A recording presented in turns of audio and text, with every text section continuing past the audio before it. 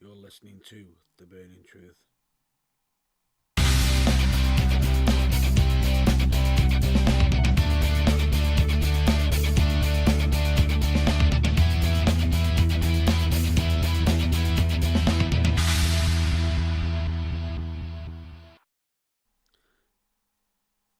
Hello, ladies and gentlemen, dude and dudettes. I am your host, Matt Burns, and I can honestly say it's been a very, very entertaining and interesting week. It's one full of plenty of news to talk about, and one with plenty of, involvement with wrestling, be it from either American or to do with even including the British scene as well, which seems to be going having plenty on as such. But where I can also say I've got that much to talk about. I'm almost finding it hard to decide on what to talk about first. So, as you all may know, I have actually done a reset of the certain times to do with the show, and I know a few people might be stating, why is it that most of the shows now is running a bit later, being more closer to 10 o'clock than 9. This being, with that being said, the reason being is because I thought I'd give the grace period of between 9 and 10, as it allows some extra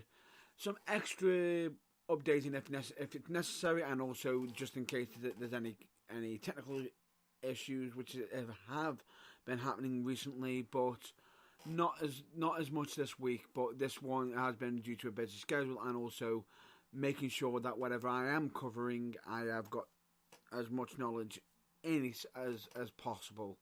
But with that, let's move on with the wrestling. As always, as I've done so far almost every week since, we're starting to make mention of the UKWA roster being revealed on a Monday. So, nothing's changed. There will be a new member of the roster, or possible members, who knows, coming out tomorrow, and we'll have to wait and see who that is. So please check out that on the UKWA's social media, because that could be happening at any time tomorrow. But let's move on to the next piece of information I wanted to provide to you, which is, this isn't wrestling related, this is more Burning Truth related, and I am happy to announce that we actually have another way of you listening in, which is the Burning Truth is now on Spotify. So if anybody wants to listen to any past broadcast episodes, or past recorded episodes and everything, you can actually listen to them episodes on Spotify. At the moment, it just seems to be just the usual episodes, like the live broadcast or the pre-recorded ones. I'm not sure about the special ones as of yet, but we'll have to wait and see what comes of that. But I can honestly say I am absolutely happy, delighted, and couldn't be more joyed in the fact that you can actually listen to. You're probably even listening to this episode on Spotify, and it makes me really, really happy that we're now on there. And who knows, we could be getting more listeners, moving on to bigger things. It's great, and I can honestly say thank you very much for Spotify for basically allowing the Burning Truth to also have the episodes on there as well. But let's get back to regular business now.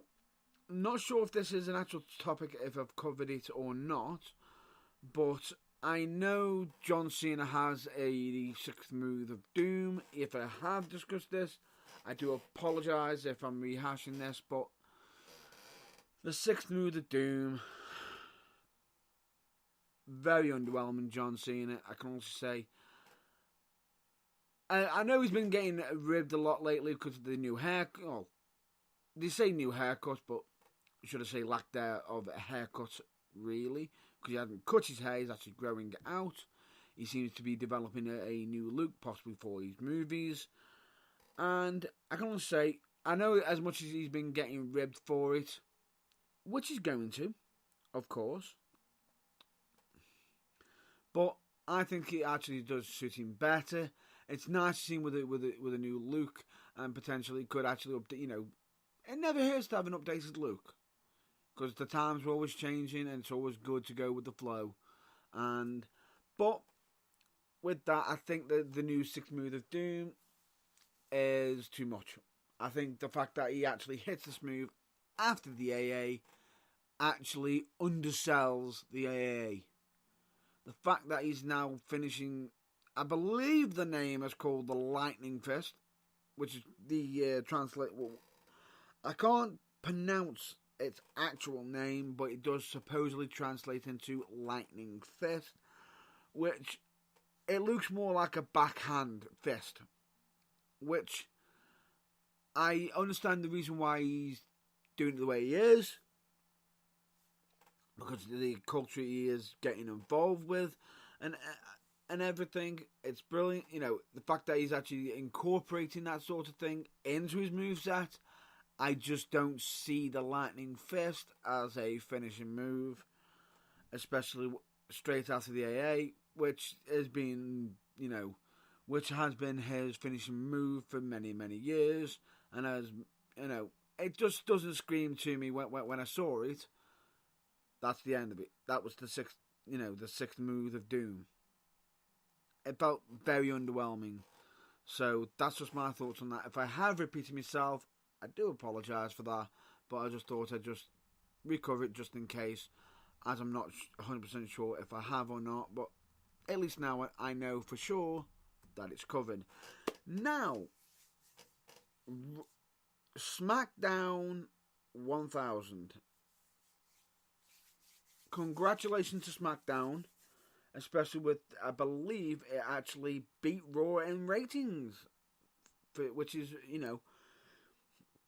it hasn't been doing for quite some time, but it's taken the fact that it's taken a lot of old faces coming back and new faces shining and everything, and it's like a massive overhaul of everything. But congratulations to SmackDown on getting the ratings. But one thing that did stand out on SmackDown 1000, and I know I normally don't cover any spoiler reveals and everything, was when Evolution were in the ring. And I'm not talking about the actual pay-per-view, the old, WWE All Women's pay-per-view. I can also say it was very interesting to say, you got Randy Orton doing this thing, he's the next superstar, being the big head and everything. Ric Flair's, sort of having a laugh and joke, which he has been doing for quite some time. However, the part where Batista spoke was very interesting. He actually stated, whether you boo me, whether you cheer me, whether you boo me or Batista me, it's great to be in the ring in his home, in his hometown. And then he went down each and every single one of his cohorts. I wanted to say, cohorts, and colleagues. He had nothing but happy stuff to say, especially, with Randy Orton, and plenty for Ric Flair, especially laughing and joking, saying, please, let's keep it clean. When it came to Triple H, what I thought was very interesting is the fact that he actually turned around and made a comment of, Triple H has never beaten me. Now, to me, that was almost like a teaser of them. Are they hinting at Triple H versus Batista? Now, there's a rumor going around that Batista could be could be returning to the squared circle to have a match against Triple H, and that it could possibly be at the, WrestleMania or the upcoming WrestleMania. That's a possibility. Now, if it is, then fair enough, great. Or if it's sooner, that's great also. Great to see Batista come back. The only thing is this. If Batista does come back into the square circle, one or two things are either going to happen. It's either Batista wins, story carries on, and everything, and potentially Batista could come back full time. If Triple H wins, then Batista. It'd be great to have Batista back if he is coming back for full time. If he's coming back for a moment just to have Triple H beat him, that I think will be a bit more annoying because it'd be almost like, especially with the comment that Batista made, Triple H has never beaten me. It's almost like Triple H is bringing him back to lose against him, which would to me would be bad business. Especially with the fact that, yes, I understand that everyone can beat anybody on any time. The fact that you can't beat somebody doesn't necessarily always mean you're weak, you're not good enough. Doesn't mean that. If anything, it shows you that you're human and that, you have got a crack in your armour, which makes you more relatable to the fans. So, I just think it's a bit unusual how they've done it. So, I just hope that it isn't the case that they're just doing this to get Batista to come back to fight Triple H so Triple H can have that one blemish on his record that he's never beaten Batista. If that's the case, then I think that would be wasting Batista's return, be it even if it's a one-time deal or a full-time get back. Now, seeing as we discussed that, let's get on to some cheerier news, which are, much more cheerier news, which is Sasha Banks and Alexa Bliss have returned to the wrestling ring, it was actually at the house show in Bangor, Maine. I apologise for mispronouncing it, and it's good that they're back. I don't know if they are back on the main roster more so, but if they are, great. Can't wait. And the question is, with some of them, you kept it a bit quiet. Are they going to do a big return for them? And if they are, I'm looking forward to that. Definitely. We'll have to see how their big returns come into play, especially with that division and also potentially with some of the matchups that they've been building up for, WWE's Evolution, the WWE All Women's Pay-Per-View, not the stable, and see where we go from there. Now, also, in WWE-related news, we've also got WWE being possibly interested in having Ronda Rousey on Total Divas. Now,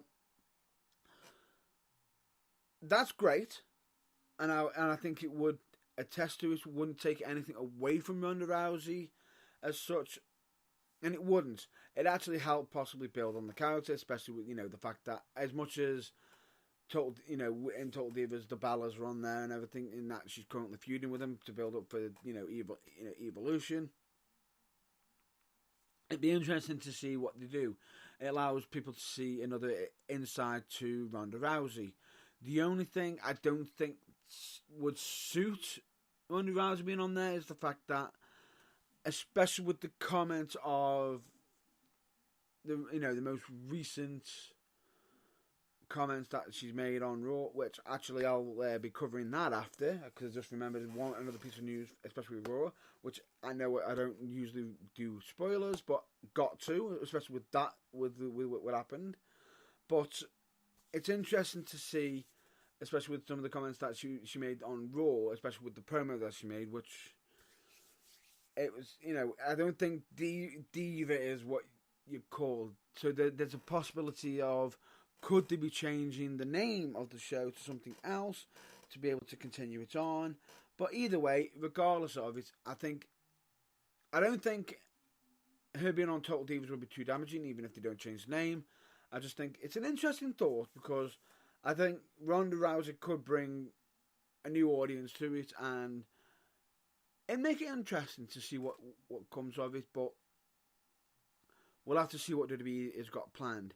Anyway, let's move back to Raw, especially with that promo that Ronda Rousey cut on Raw, especially towards the Bellas. Wow. That promo that was cut by Ronda Rousey shows that she has got the chops to be able to... That was just mic drop material done. And what's so interesting to see is the fact that a lot of people are saying, who wrote that material? Who did this? It's Paul Heyman behind this. Supposedly there is talks of that Paul Heyman could be behind some of it, but the actual words that were picked up were actually Ronda Rousey, especially some of the comments that were made, because I believe some of the words that she used in it were actually taken from when she was in UFC and she was reigning as a champion, and I believe she made some sort of similar statements along them lines. But the fact is, regardless of if she's done it previously, the fact that she'll be able to twist it and use it for wrestling shows how great, how much of an entertainer she can bring to the table, and it also shows a different side to Ronda Rousey as well.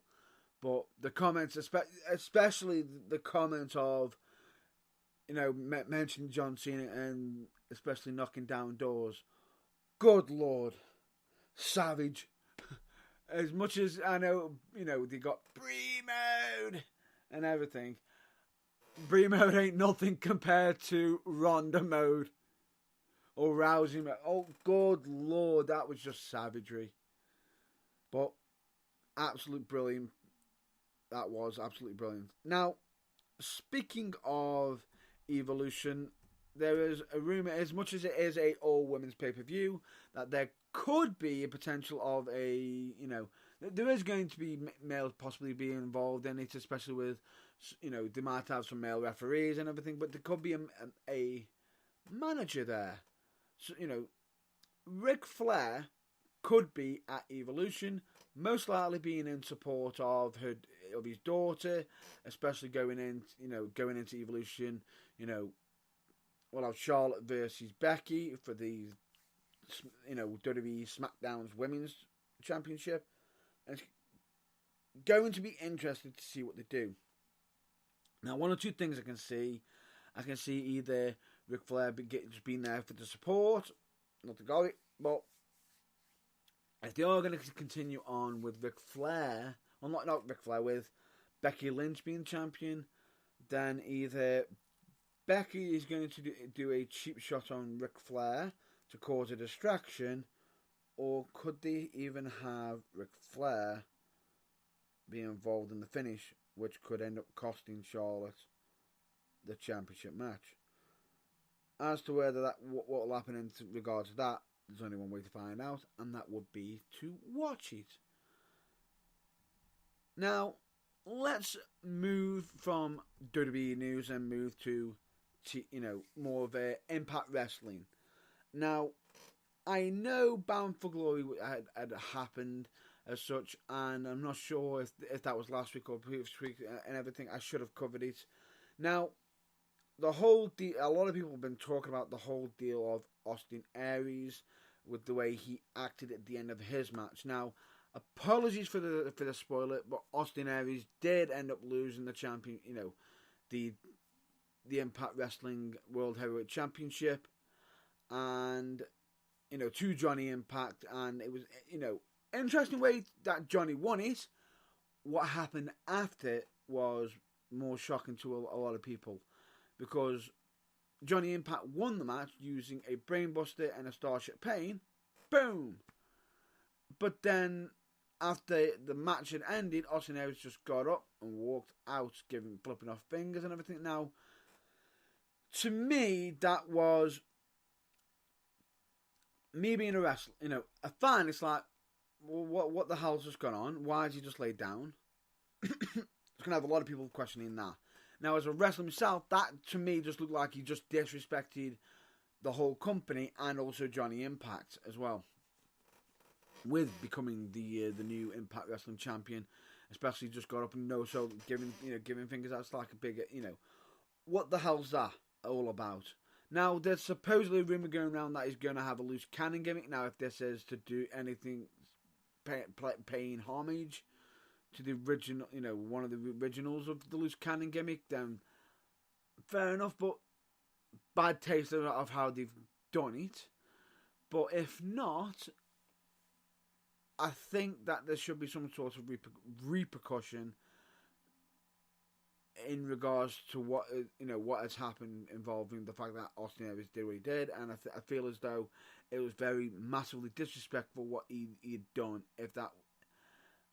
If a storyline isn't involved in it, then I just don't understand why Austin Aries has done what he's done, and he should be putting wrestling forth. But all this means is, and more so in the long run, is that could end up putting a lot of sour taste in Impact Wrestling's mouths and a few other wrestling companies that may be associated with Austin Aries, and could end up meaning less work for him.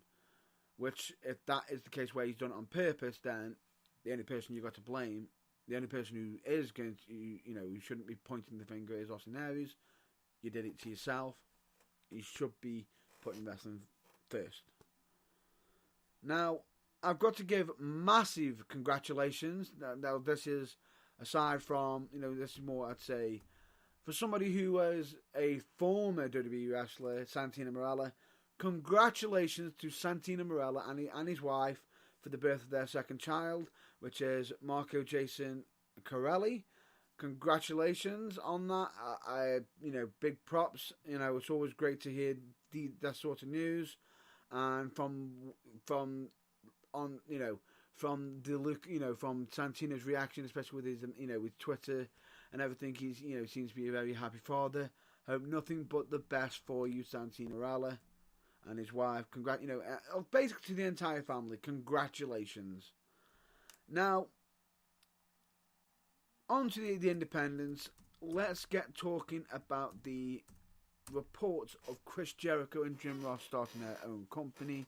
Now, there is that rumour that Chris Jericho and Jim Ross have been, building up their own company. Could the possibility that Cody Rhodes being involved, members of the Elite, are they involved and everything, which, with the talks of, Cody starting his own company, especially with All In being so successful. Now, it's an interesting thought, that is, I can also say, but what's interesting is it's only rumour and speculation. Nothing's been confirmed. And what makes it even more funny is the fact that Chris Jericho is making jokes about it on Twitter, saying, oh really?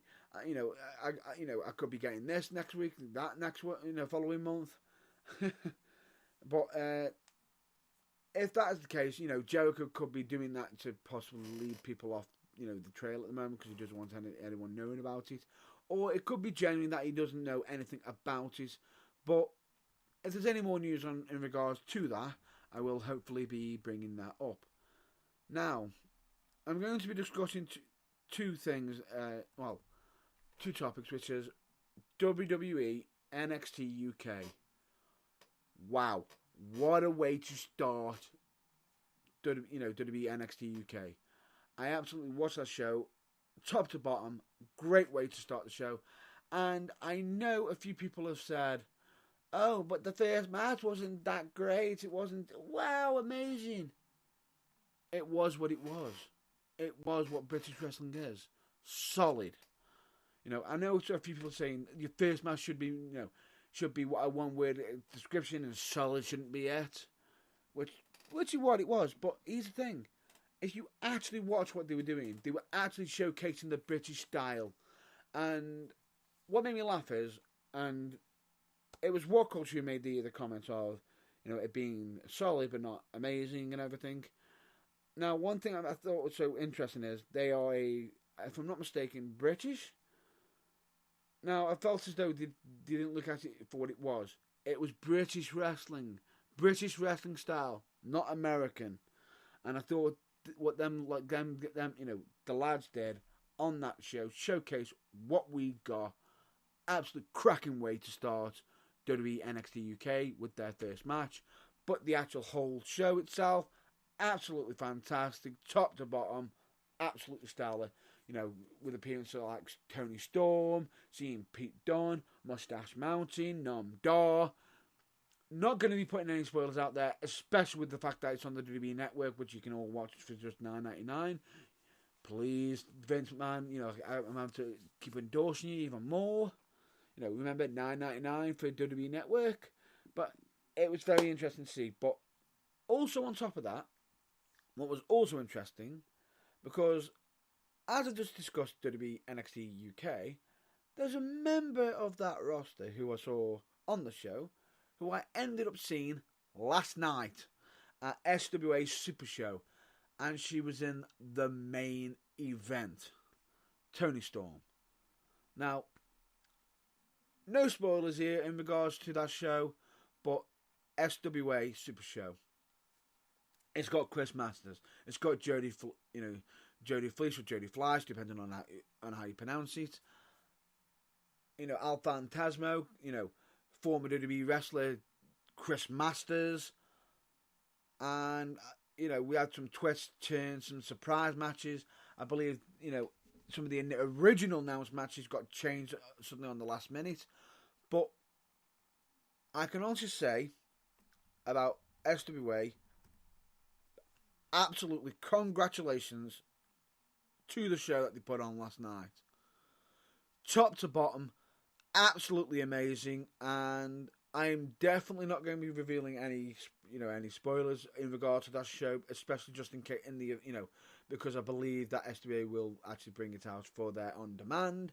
And if anybody wants to see how a British, how a show, should be done on the British scene, especially the indie British scene, check that show out. Definitely 100%, top to bottom, absolutely phenomenal, amazing. One that I was thoroughly, enjoying myself, and one I would recommend anybody to be involved on. To just to have been there was special for myself, and all people were there. Absolutely amazing show, top to bottom, absolutely amazing.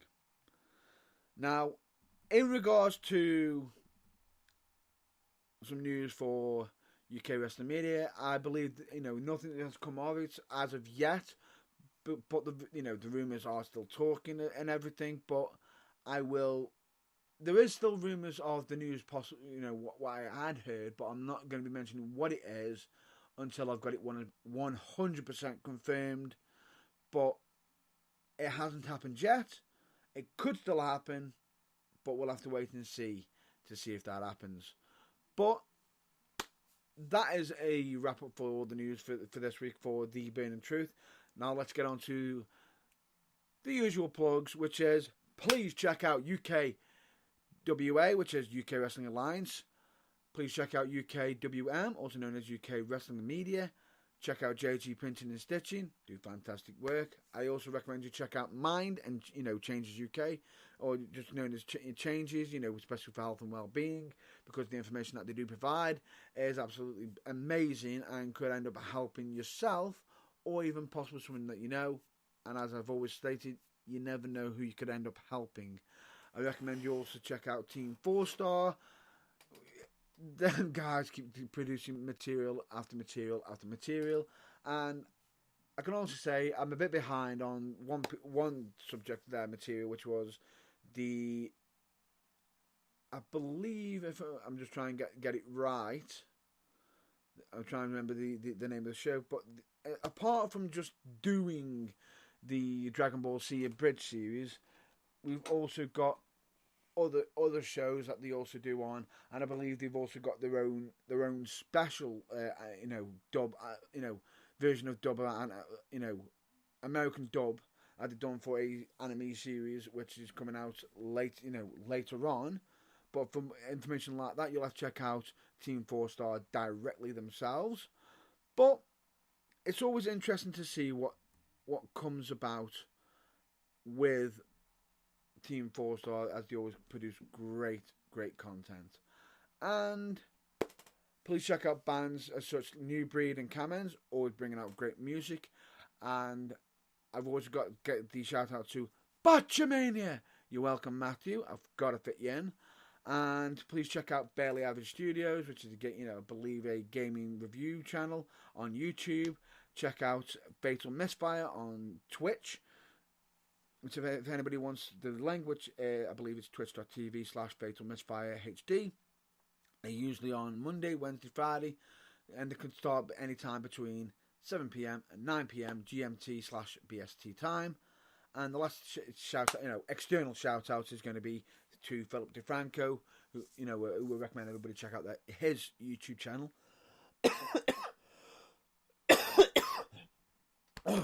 Apologies for the cough there. I'll get back into. Apologies for that. Now back onto it. Philip DeFranco, please check him out, as he always brings out some of the interesting news and actually explains it in an interesting way.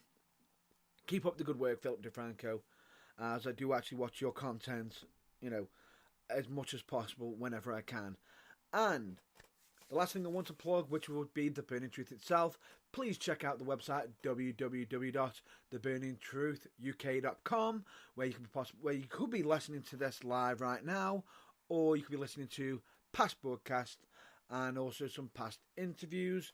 There's also some past show reviews, be it either written or audio. It's also where you can get some merchandise on there, a snazzy Burning Truth t-shirt, and also some mugs, office mugs, which do actually make some great presents and gifts. Who knows, that could be a good idea. There will hopefully be some blogs coming out in the future. There's also a contacts page, and of course a links page, which is some of the stuff I've already discussed I've already mentioned in the plugs earlier, are on there. Not all of them are on there yet, but we'll hopefully get onto there. I also recommend you please check out the social media of The Burning Truth, which is we are on Facebook, YouTube, Instagram, and also Twitter, which is the Twitter one's a bit different, which I'll actually spell it out for you, which is WRESLING4THWALL. And of course, I've had to add an additional. Please also check us out on Spotify if you also want to listen to us on there as well. And as I usually end the show, this is going to be a wrap up now. And as always, I hope you all stay well, stay safe, and I'll hopefully catch you all next week. But just so you know, I believe next week I could be doing a pre-recorded episode, as I will be at FCW. And of course, I also recommend everyone to please, as always, check out your local wrestling, be it on their social media, on websites, because they could be even giving out some free tickets. For example, United Wrestling, Fusion Pro Wrestling, Pro Wrestling for You, and even SWA. Please check out your local wrestling, as I've always stated, and I'll hopefully catch you next week. But as always, I will state with the usual goodbye, which is stay well, stay safe, and as always, please check out your local wrestling. Until then, I'll catch you later.